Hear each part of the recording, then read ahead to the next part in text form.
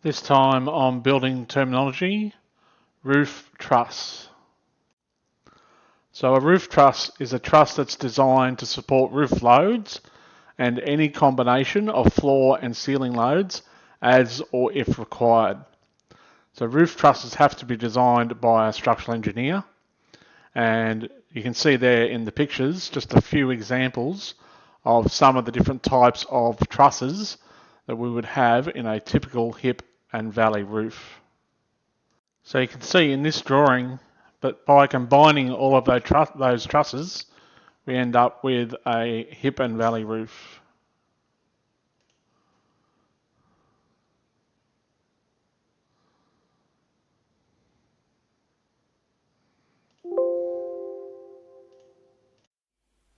If you like this video, please hit the like button and subscribe to my YouTube channel.